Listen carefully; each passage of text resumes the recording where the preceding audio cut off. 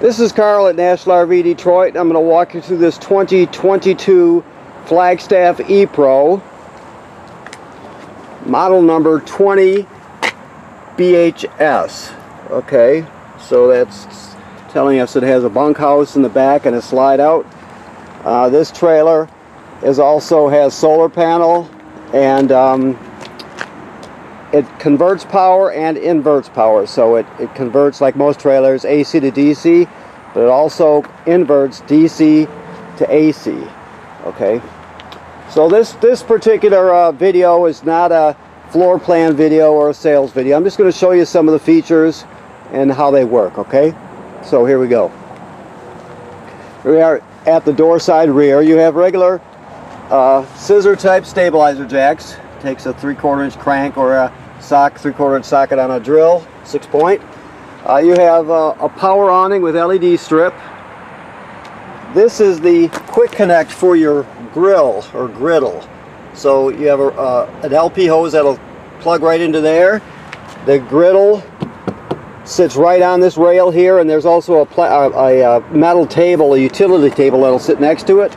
And just so you can see the griddle, it's right here. I got something on top of it here, of course. It's my screwdriver. Okay, so that's it right there. You can see this hangs on the rail. Okay, and there's the hose I told you about, the LP hose. Okay, so the metal table is in the front pass-through compartment. We'll be up there in a minute. So now this right here is the vent for the range hood. If you're venting to the outside, if you're running the range hood fan, you got to open up the baffles by pushing on these two latches here, so the baffle will flap freely. So anytime you're venting, you want to open that baffle up so it flaps freely and it vents to the outside. Otherwise, if you're traveling or in storage, you can just shut it. Outside speaker and a porch light. This is your furnace vent here. It gets, first of all, you never want to block it. And second of all, it gets hot, so you got to be careful, especially with little kids around. Your stairs fold right into the trailer, and you can adjust the legs, the length of the legs, independently of each other. Your low point drains are down here. I don't know if you can see there. Yeah, you can see in there. That's for when you winterize. That's the low point of the plumbing. Okay.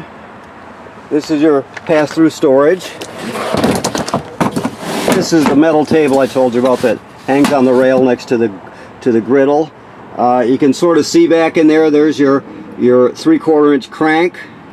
This is a reducer to reduce your short cord down to a 20 amp if you need to plug it in at home. Let me get closer here. It's a foot. Right now we have the wheel on the front, but that's a foot for the front if you want to put it on there. And this goes to the bike rack. The piece that's on there right now goes straight up and down.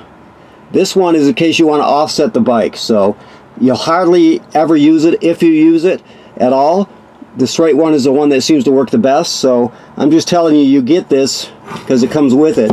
But the straight one works on almost every configuration. So okay, all right. Hopefully I made sense there. And this is your dump hose right here, and you have a light, of course. This is just in case you want to purchase a solar battery charger, a solar panel that does nothing but charges the battery. If you ever got that, this one's made by Go Power, and it would plug in right there. It does have a solar panel on the roof now, so it already has solar. It also has 2 deep cycle marine batteries in here, so they're wired together at 12 volts, so they stay 12 volt. It just doubles the storage capacity. So when you're inverting power, meaning you're inverting from DC to AC, because these are 12 volt DC, so when you're inverting to AC power, there's plenty of storage, plenty of battery power to do that. Okay. Now you have 2 LP tanks, of course. It's your power tongue jack right here. Now, if this ever fails, you can use that crank, the 3/4 inch crank, and if you pull this plug right here, there's a rubber plug. First, you'd have to pull the pin out, and you pull this piece out. This is the straight piece I told you about. You do have the angled one if you want to go forward or backward, but generally this is the one you're going to use. But you pull this out and you can go straight into the top of the power tongue jack, so you can manually crank it up and down if you have to. So if you get yourself into trouble, it gets damaged or breaks or something, you can always hitch or unhitch doing it that way. Alrighty. Also, one more thing, it's hard to see, but right there, let me look at my monitor, see if you're seeing it. Yeah, right there is a kill switch for the battery. So it's got a red knob on it, and you can turn the battery on and off if you need to, or batteries on and off. You know, when you put it in storage for the winter or something, you can shut them off if you need to. This is just your docking lights here, okay? The other side of your pass-through storage. Let me close this so we can look at the rest of the stuff here. So, this is your city water hookup. This is the most common way to get water to the trailer. You just hook it up, turn on the water, and you're ready to go. Now, if you're camping off the grid a bit, or at a state park, for example, that doesn't have plumbing on the campsite, you can pre-fill your fresh water tank right here. You pre-fill it, and then you can use the onboard pump to pump the water. Everything will work as though you have city water, but it'll be pumping it from your tank. So you have two options when it comes to the water. Let me close this here. This is for winterizing the trailer. You'll have to educate yourself a bit on this, but you'll make up a hose. This has got a garden hose fitting on it. You make it long enough to reach the ground, and you'll basically stick it into a gallon of antifreeze, and then use the pump to pump it through the system when you're winterizing.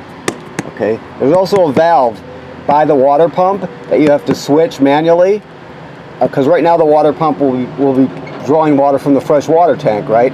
So when you want to draw antifreeze, you switch that valve so it'll draw through this port here. Okay. This is just a shower, outside shower for kids and dogs and feet and bicycles or whatever you need to wash off. So you have that. Of course, this is your power cord, your shore cord. It's 30 feet long and it's 30 amp. You know, like I showed you, you do get that one reducer to reduce it down in case you have to plug it in at home. This is your fresh water drain right here. So right now the fresh water tank has water in it because we just prepped it, right? But to drain it, you just pull that gate valve and it'll come gushing right out of there. And so that's fresh water. This device right here, that's where you store your dump hose. It's because there's no back bumper on here, so you just open that up and you slide your hose in there and shut it. All right. This is your water heater. The switches to operate it are on the inside. Let me see if I can do this with one hand here. Yeah, there we go. Yes. So the switches are on the inside. This one works on both gas and electric. So there's an electric heating element behind this cover here. This is the gas burner, right? Never run it on electricity or on gas without water in the tank. The 6-gallon tank is right on the other side of this. It's on the back of this thing right here. So you can access the back of it by pulling out the drawer under the bed. I'll show you that when we get inside. And there are bypass valves there. That valve I told you that you have to switch on the water pump to draw it from the antifreeze port as opposed to the fresh water tank. All that stuff's under there. I'll show you how to access that. The switches are inside, and importantly, this is where you drain it right here. That's an 1 1/16 6-point socket to do that. Plus, you're going to need a extension, a 6-inch extension, and then either a ratchet or a bar to break it free with. So when you drain it, that's where you do it. Never, it's under pressure, so you always have to let the pressure out of it by opening the hot water valves, right? And you always let it cool down before you do anything with it, because you don't want to get scalded or worse. So if you don't let the pressure out when you're taking this off out there, it'll shoot out of there like a cannonball with about 1 gallon of water right behind it. So keep that in mind. All right, so these rails on the side tell us that this is a Schwintek slide out. Now Schwintek is owned by a company named Lippert now, but people still refer to it as a Schwintek slide out for the most part. So just in case you need to know, you have a Schwintek. Okay, so here are your dump valves right here. Okay, so you have your gray valve right here for sink and shower water, and then you have your black valve here for toilet water and waste. Basically, you're going to always dump the black first because it's the dirtiest of the water. Then you'll dump the gray, and you can you know, rinse it out a bit. It's still dirty water, it's just not as dirty as the black water. But if you leave this valve open, you can come around here. Let me see if I can get up here. Come around here to the back, and you can hook the hose at the dump station onto here and turn it on. This is the black tank flush. So you turn it on, and you have to have the valve open, like I said, so you don't want to build too much pressure up. And it also states that on that sticker next to it. But you turn it on, and it'll spray out the inside of your tank, and it'll clean off your sensors really well too, so you get an accurate reading. So if there's a working dump hose, or excuse me, if there's a working garden type hose at the dump station, I recommend doing this every time you dump it. I mean, sometimes it gets run over and you can't use it, but if it has a working hose, then definitely use the flush. Now that tells us that housing there tells us this is pre-wired for a backup camera. So if you want to get a backup camera so you can see what's happening behind you, you have to get the Furrion camera that fits in that housing, okay? Also, you have a ladder, which is great because it makes it easy to get on your roof. I mean, you have to be very careful. There's a lot of stuff up there, but either you or somebody else needs to go on the roof and inspect the roof. The manufacturer states every 90 days. You go up there, you look around, look at all the sealant, the lap sealant, make sure there's no cracking or separation where water can get in. It's very important to do that as part of general maintenance of your trailer. You also look around at all the roofing attachments and the roofing material, make sure they weren't damaged by low branches or road debris flipping up there, that sort of thing. Odds are you won't have to do anything when you go up there, but you're inspecting it just to keep ahead of it. You're protecting your investment. So if you keep after it, and if you touch up any sealant that needs to be touched up, that sort of thing, as it's needed, this thing will be bone dry inside for 20 years from now. It'll still be fine. But you have to inspect it regularly, and if there's an issue, take care of it. Okay, that's important. Okay, so here we are inside. Alright, so this is the control panel right here. So you have your lights here. You got your awning lights, you've got your step light, you've got your ceiling lights. Your water pump is right here. We talked about that. You use that to pump fresh water out of the freshwater tank if you don't have city water. You also use that to winterize the trailer. To light your water heater on gas is right there. There's the fault light right there. And to turn on the electric is generally when you plug into the campsite, people will make sure, first of all, make sure you got water in the water tank, the hot water tank, and then you just turn it on, and then you leave that on all the time. If you want to, let's say 2 people are going to use the shower in a row, you only have 6 gallons of water. So if that's the case, you'll flip on the gas, and it has a much quicker recovery. It's not on demand, but it's quick recovery anyway. So, but other than that, you just leave it on electric generally. You have tank heaters, right? So the tank heaters are basically heating pans on your freshwater tank, your black tank, and your gray tank, and it basically keeps them from freezing to the point where you can extend your camping season, longer in the winter and go out quicker earlier in the spring. So it's a great thing to have. Your levels, your battery's charged, fresh water. It's got 2/3, like I stated. Black is empty, gray is empty. Graduates up in 1/3 increments as you go. Your awning, power awning, is right here. So never leave it out unattended. If you're not going to be at the campsite, make sure you roll it in. It can get damaged very quickly. And keep in mind, you can't have you want the door perpendicular to the trailer wall. If you push it too far, I don't know if you can see that, but it will interfere with the awning arm. So be careful about that. And then of course your slide out right here, your Swin Tech. Right here, I mean. So I'll just show you a little bit here. That's the noise it makes coming in. And then going out, it's like so. Okay, so let's see what will we do now. We'll go to energy now. So we'll start off with the solar panel right here. First of all, let me get some more light here so we can see. I'll light it up here. So this is your solar controller right here for your solar panel. I don't know if you can see the LED that well. I guess you can. So you just push B button A is not a separate battery in here because the batteries are wired together like they're one 12-volt, big 12-volt battery. So B is what you use, right? It also says flooded, which is accurate because we have flooded batteries. Now, if you had a gel battery, you'd have to change this, and if you had a lithium battery, you'd have to change it again, so it makes the proper calculations. But here we go. So right now we have 13.9 volts in the battery, right, which is excellent, or batteries. We're gaining 4.9 amps from the sun. You see the picture of the sun with the arrow pointing towards the panel. So we're gaining 4.9 amps right now. You push it again, and it's 100% charged. Now, if this gets to the point where it's totally charged and you can't fit anything more in it, it won't register anything when it comes. Let me get back to the amps here. It won't register anything with the amps, and it will flash a lot of times. So that's just telling you that it's not accepting any more energy from the sun. The minute you use some of the battery, it'll go back to this configuration. So if it does that, it's not something wrong with it. It's just doing what it's supposed to do. You also have a booster. You got a AC. You got a port here where you can charge your phone in an emergency, that sort of thing. And there is a app for this too. So you can go and get the Bluetooth app online. Okay, so that's your solar controller.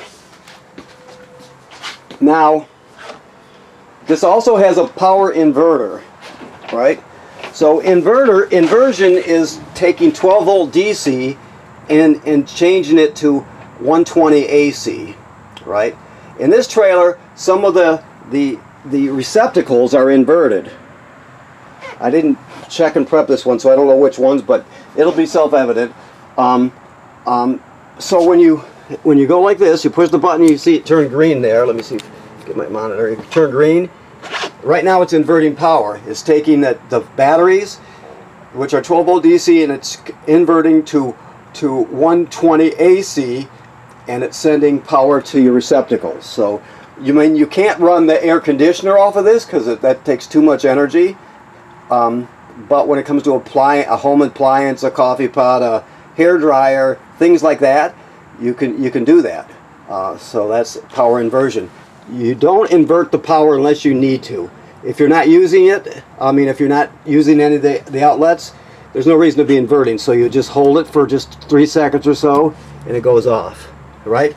So you only turn that on when you're inverting. Now, this also has a converter, which is pretty typical of RVs. They all have one. But the converter does this the opposite. It takes AC power and converts it to DC, right? So when you're plugged into the shore, and to the shore cord's plugged in, or your power cord, whatever you choose to call it, this is an actual distribution center like you'd have at home. It's got 120 AC breakers, and they're all labeled. Okay.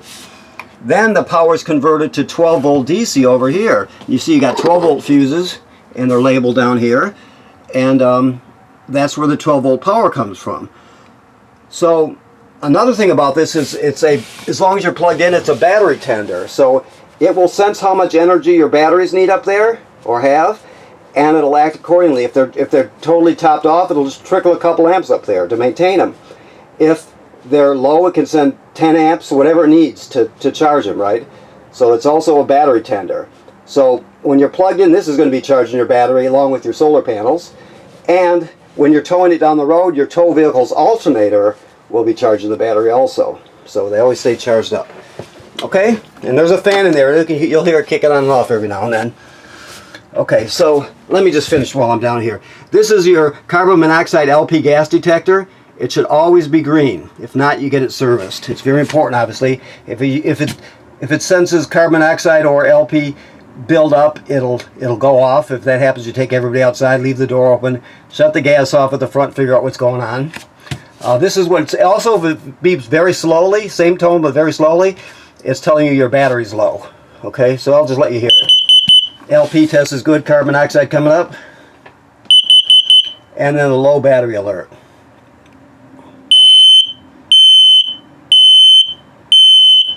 And then back to green. Like I said, it should always be green, if not, get it serviced. Okay, so I told you I'd show you where I'm not going to pull the drawer out, But to access the back of the water pump, let me get my flashlight out of my pocket here. Okay, so there's the back of the water heater. You can see it's got valves on it. Those are bypass valves. Right now it's in camping mode, right? Before you put antifreeze in it, you gotta change the valves around. And then there's the water pump, and there's the, I don't know if you can see the other valve. It's right over here, where you change it between the tank and the antifreeze port, depending on what you want to do. So that's the water pump and the back of the water heater and the water heater tank. Okay. This over here is your power inverter right here. So that's the inverter that we're turning on and off with this switch. Okay. To get these drawers out, you just push one. Let's see which one we got here. You push these tabs here. One goes up, and the other side goes down. So each one goes in the opposite direction of the other one, and then you just slide it off, and it'll come right off if you need to. Okay? Alrighty. We're rolling now. Let's see what else. Okay, so while we're here, we'll look at this here. So your sound here, it has Bluetooth, so you can stream wirelessly from your phone to your tablet. Has AM/FM radio. It has a USB, so you can put all your favorite albums on one USB stick and take them with you. This HDMI right here is an in, so if you wanted to go into the system with, let's say, a portable Blu-ray player, you could go right in there. It has 2 speaker zones. Zone 1 and Zone 2. 1 is inside the trailer, 2 is the outside of the trailer. And of course then you have your TV here. This is a 12-volt TV, although you do get an adapter with it. It's got a swing-out bracket. This is how it locks into place. This round piece, this barrel type piece fits into there, so make sure you snap it together before you start traveling so it doesn't just flip around. And this one looks like, and this one actually has a DVD player built into it, so right there, okay? So this is your Wi-Fi Ranger. Your Wi-Fi Ranger is in the antenna that's on the roof. It's incorporated into it. Let me see if I can get up here. Hold on, so we can get a better view. All right, so we're on right now. But this sticker is where you can scan this doohickey here, and it'll take you to the information, but I'll just explain this to you right now. The top line, there's 3 lines here. The top line on this sticker tells you what the name of your Wi-Fi Ranger is. In this case, it's Tenton 4770. So when you're looking at your phones, your family's phones, you'll go to the Wi-Fi section and you'll find that, and then you'll add a password in there so it logs on automatically, right? Then, in a web browser, you go to this address that's on the bottom here that says Control Panel. It'll take you to the control page for the Wi-Fi Ranger. You'll be able to see everything the Wi-Fi Ranger sees. You log on to it using this temporary password in the middle, Change Me Now 4770, right? You'll have to make up your own password after that. But basically, if you got campground, it's for public Wi-Fi. I didn't mention that. It's a public Wi-Fi signal booster. So if you want to... if you're at the campground and they give you a passcode for the campground Wi-Fi, you would type it in there, it'll log on. All your phones and tablets will log on automatically to the Wi-Fi Ranger, and it's just a really super good signal booster. Now, there's also a function for cell, which you would pay for, like a monthly thing. You'd go through your provider. I'm not going to get into that now. If you're interested in that, you can pursue it. But most people use it for the free Wi-Fi booster. It's a really good thing, and there's the switch to turn it on and off. When you turn it on, wait about a minute before you'll see it appear on in your Wi-Fi section of your phone. Okay, that's the Wi-Fi Ranger. All right. So I gotta pick up the pace. I only have like 27 minutes to get one of these done before it starts a new file on me. So you can take off the poles, and you can drop this table onto these cleats here. There's 4 cleats, and you can turn it into a bed by using the back cushions to fill in the space. So that's another bed. Obviously you have 2 bunks here. This is your thermostat for your furnace. It's a propane furnace. You click it on, it kicks on. You can probably hear it. It's right under there. When you shut it off, you gotta click it to the left like that. You got to hear that click. When you do that, the flame goes out automatically. It's still going to cycle through, so it's going to take a minute or 2 to cycle through, but it's still in the off position. Just make sure it clicks so you don't actually run it down, going down the road and use up your LP for no good reason. Smoke detector, of course. Let me see here. So this is the range hood I told you about. Remember to open the baffle on the outside if you're going to turn on the fan. It also has a light here. I don't know if the gas is on right now. We'll see. Oh, let me see here. So you have three burners and 3 knobs here. This is the sparker. You turn it clockwise to spark it, right? And this is the oven right here. So let's see if we got gas turned on. Yes, we do. So it's that simple. You just turn it on and spark it. Now for the oven, it's a little different. All the way at the bottom down here, there's a pilot light back there. Now, you can see it sparking back there, okay? So what you do is you'll go to the oven knob and you go to the picture of the pilot light and you depress it. You keep it depressed while you're sparking it. Then you're going to spark it with the other hand, keeping this depressed until it lights down here. After it lights, you still hold this in for another 10 seconds or so to heat up the thermocouple. Then you go to operating temperature, and you're all set. But when you shut it off, the flame goes out, obviously, but so does the pilot light. So you have to relight the pilot light each time you use the oven. You also have an ambient light here, and then you have a oven light there inside. Always make sure that this is in the down position when you're traveling, so it doesn't break. Your keys are right there, by the way, and this one right here is for your roof rack. It's just an Allen key, but it's for to adjust the roof rack on the roof. Okay. Alrighty, we're making it. So this is a water filter. You get a spatula with it. This is the converter for your 12-volt TV to plug it into an AC plug. You have a toilet paper roll and holders, that sort of thing. If you're going to use that, make sure you go into a stud. It's very difficult to find a stud that's in the right place. When it comes to toilet paper, most people use the little stand. They take it out when they get there and stand it next to the toilet, that sort of thing. So, but that's up to you. Alrighty. This, of course, is a charging thing up here, and then you got USB and power, like so. The refrigerator runs on 12-volt DC, right? So it's a 12-volt DC refrigerator. So it runs off the battery, and when you're pulling it down the road, the battery is being charged by the tow vehicle's alternator. When you're plugged in, the battery is going to be being charged by this power converter here, like we spoke about, and plus also the solar panels. So, okay, I always keep this in that position so the doors don't get dinged up. This is a microwave, which you know works like any other microwave. Alrighty. You have a vent in here. It's 4-speed. It's a really good one. You gotta crank the roof up. You can lock it into place like that, but you don't need to. You pull it down to crank it open, and you operate the speeds. Now, if you've got a bunch of people over, let's say, and it's the time of year where you're getting condensation from your breath, for example, if you run this on low speed, you won't hear it, and it'll pull all the condensation out of the trailer. So if you ever start seeing condensation, you always just turn that fan on, and it'll take care of it. A lot of people overlook that, but that's like a main function of it. All right, so the toilet is an RV toilet, so you got a flush pedal right there. You can't use it dry, right? It sits right over the black tank, so you can't use it dry. So what you do when you get to the campground, you hook up your power and your water, you'll come in here, you dump a dose of chemical in there, and then you're going to stand on this until a gallon or so of water goes into the black tank along with the chemical. You can use more, but at least a gallon, and then you can use it. You can't use it dry because the smell will be super duper terrible, and also it can get clogged up. So always have chemical and water in it when you start using it.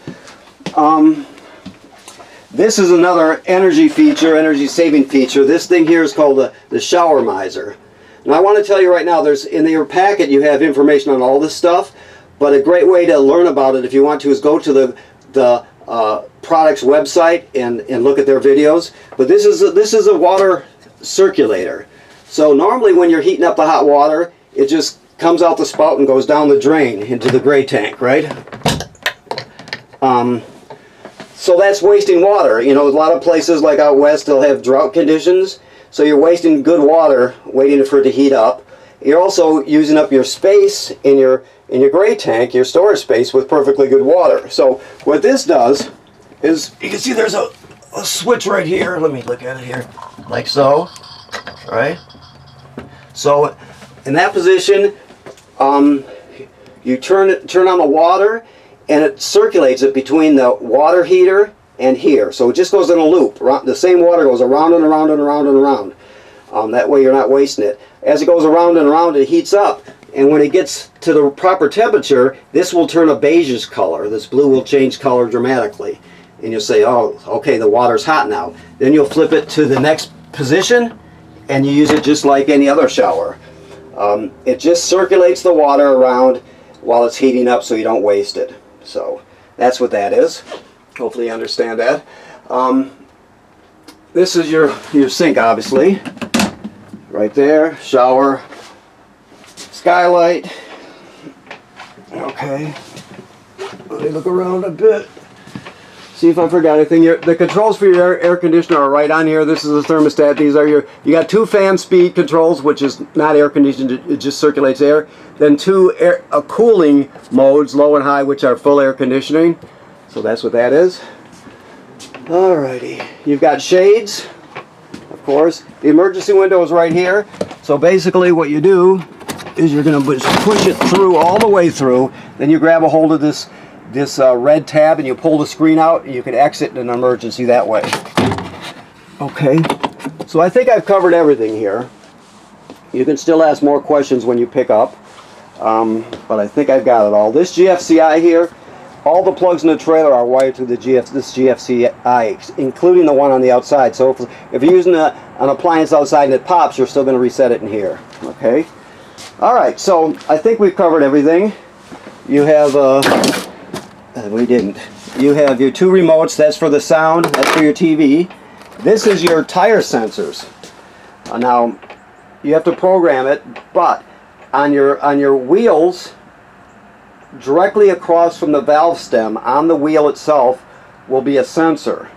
And so when you're programming this, you can program in the wheels, and it'll tell you the temperature of them when you're traveling. It'll tell you the pressure while you're traveling. So it's a neat thing if you want to use it. So it's a good way to keep track of the temperature of your wheels and your tire pressure. It has audible alarm on it if you want it. There's a lot of things you could do with it, okay? Alright, so now we've got everything. So I want to thank you for purchasing your trailer here at National RV Detroit. Please remember what I said about inspecting the roof every 90 days. That's not this trailer, it's every trailer ever made. It's something that's part of owning it.